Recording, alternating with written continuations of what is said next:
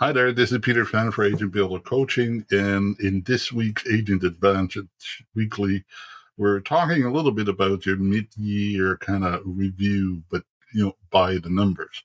And it's an important part of our business is to recognize that if you don't kind of check in what your expectations are and how you're actually performing along the way, then your gaps between your accountability become bigger and bigger, and inevitably one minor little adjustment can get you closer or further away from reaching those objectives. So checking in with what your plan was and what the actual results are becomes an important part. And that's kind of what this week's Agent Advantage Weekly is all about. So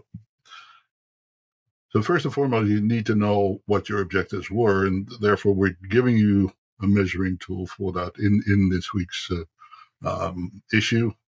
So download it, use it, make good use of it, because it's actually very simple, very practical, and you could just on a monthly basis keep an eye on what's going on and what you're supposed to be on track with some relevant numbers. You don't always need to know all the numbers, but relevant numbers so as they apply to yours. Okay, so you're not doing wishful thinking. So I always suggested that they are a navigation system, right? They're not really hard and fast, because some weeks, some months, you're going to go like, well, why did it go so smoothly? Everything just fell together. It came together. It worked all so smoothly. And then other weeks, other months, you go like, I'm banging my head against the wall and not getting anywhere. Well, you're actually getting somewhere, but it just, the actual conversion, the actual closure takes a little longer sometimes. Okay. That it's really quite important that you kind of keep an eye on all of these things. So track your leads, review your monthly stats, what your expectations are, what you're actually doing, and think about actions rather than necessarily results. If you take the right actions, the results will follow. Okay, have some clear targets, but in activities. Not always say, well, oh, I have to have so many deals. No. How many calls did you make? How many people did you see? How many appointments were you able to close? How many new people did you add to your database? How many people in your database did you revisit? Those are actually as important, if not more important, than just looking at the bottom line. Because as you know, the incubation time from start to finish, from a suspect to a lead to an appointment to a closed transaction can be 60, 90, 120 days. So if you don't take the right action in the beginning, the results at the end are much, much further down the road. So what you can most easily control is the actions today. And so focus on those. Keep that momentum high. Keep that energy going. Especially this time of the year, it's a really good time to have a look at that and what that looks like and what it ought to be looking like. Okay. So do a little less of guessing, right? Look at your low conversion sources. What are they? And then try to reduce those and replace them with high conversion sources. Now, I'm going to suggest one to you. Okay. And you're not going to like it. Sorry. Social media is a low conversion source. Unless you have some magic wand and some magic pill that nobody else has, you need to think about the amount of hours and sometimes weeks that you spent on your social media. If you spent that same amount of time face to face, belly to belly, in direct contact with people, that where you can make a significant difference person to person, be tempted to say that you'd be much further ahead. So anyway, it's just a suggestion, but you look at your own numbers, you look at your own information, and go from there. Okay. And don't wait too long to make adjustments. So that's why we give you this tool this week, the KPI conversion tool, in order for you to kind of keep track of what your plan is and how you're doing as far as activities. Okay. So some of the things that to know right? How many leads have you generated? How many appointments have you set? How many contracts have you sold? And yes, how many deals have you closed? But it starts with these activities, right? I remind people on a regular basis, if you make a contact, there's one of three things that are going to happen that you want to happen. You want to improve the relationship. You want to make an appointment. You want to get a referral. One of those three. The appointment obviously is a direct attempt to get to, a closing of sorts, whether it's a buyer agency or a listing agreement. A referral can be very, very profitable. So one of those three is a really good outcome. So if you can generate those, you're doing well. Okay. Now,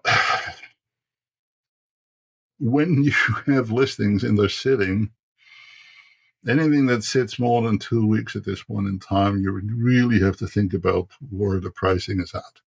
Right? I think it's pretty much throughout BC and likely throughout Canada by now that we're very much in a buyer's market for most property types. Most, not all, but most property types. Meaning that, the expectation of prices going up is gone, right? So at best, prices are stable, or most likely prices are going down. So if your listing is sitting for 2 weeks, guess what?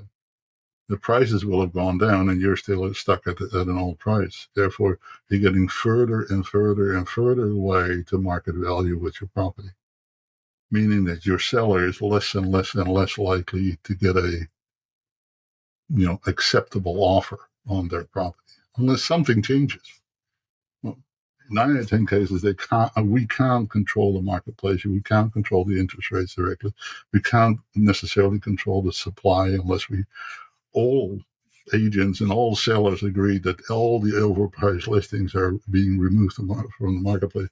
We don't really have a whole lot of control over the inventory. And we don't control what others are selling for. We're getting to that point where there's going to be a good number of sellers that need to sell, that have an absolute must-sell situation taking place. And they will start making fairly dramatic changes to their pricing. If you're not in sync with that, then you're losing out each and every week a little more.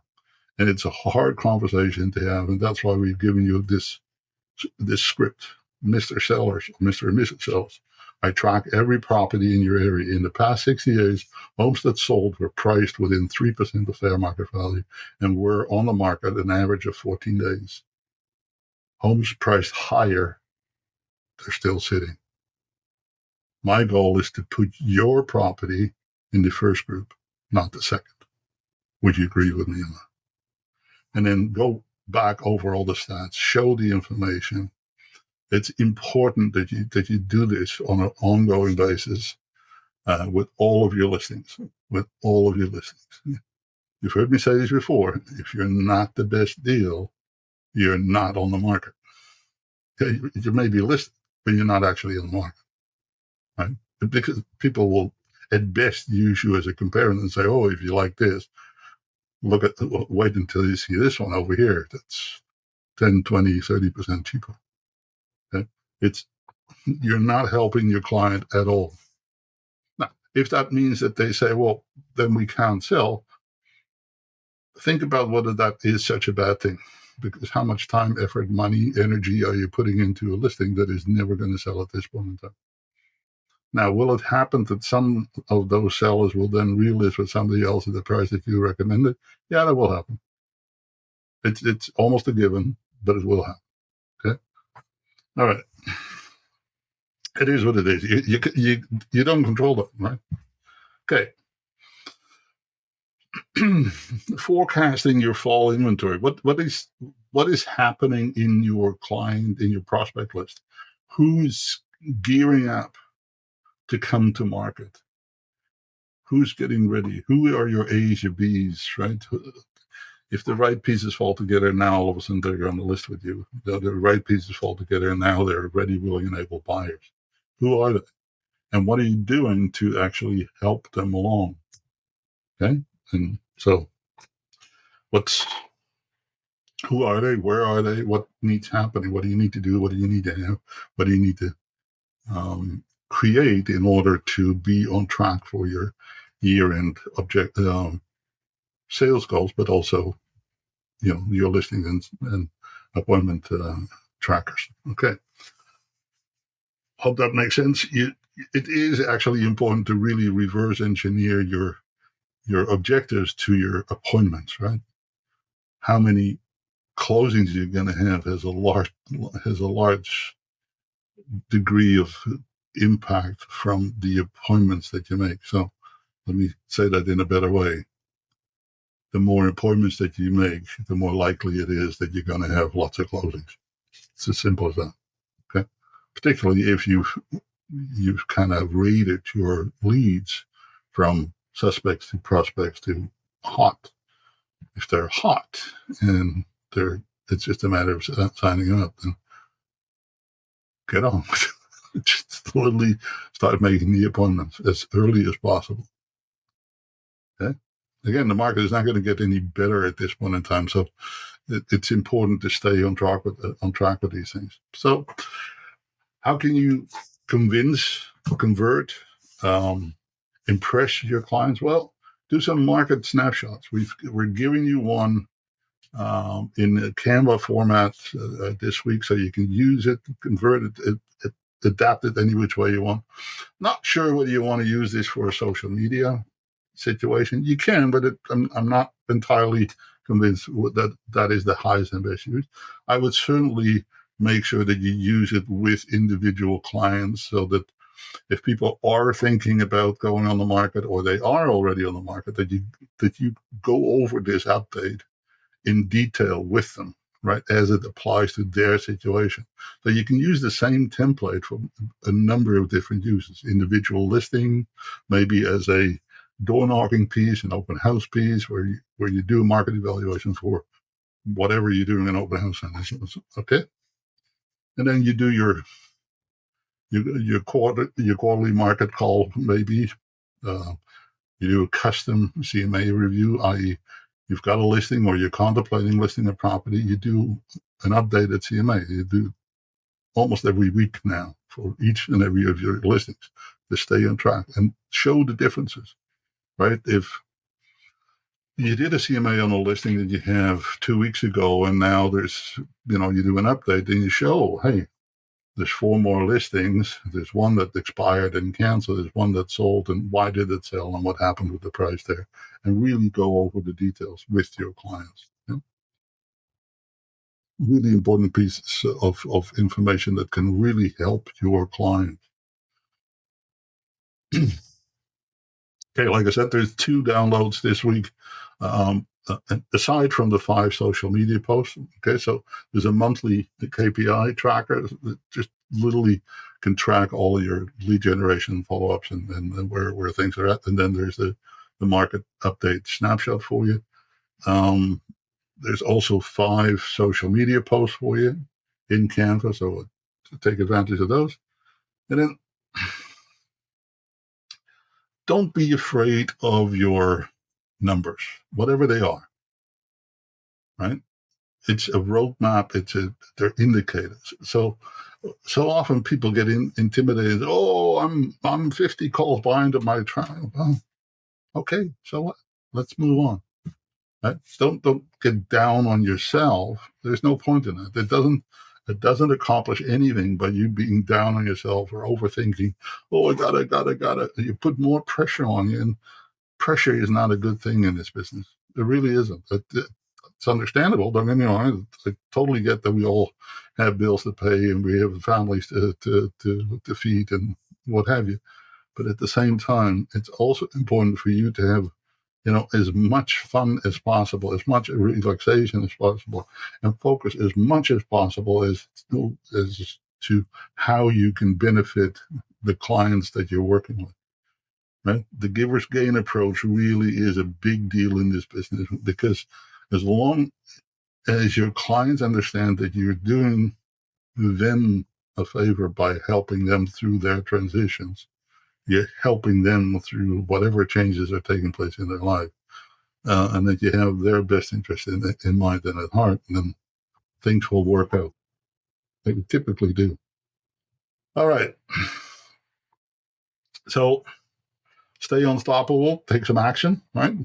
Track your numbers, the four areas that we talked about.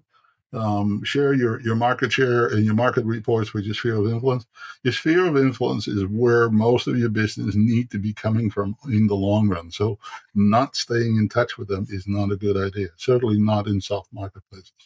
I know it seems counterintuitive, but staying in touch is actually critically important, particularly in softer marketplaces, because you really don't know who all of a sudden needs to make a move, right? Whether it's a job layoff or a transfer or a relationship change or health change.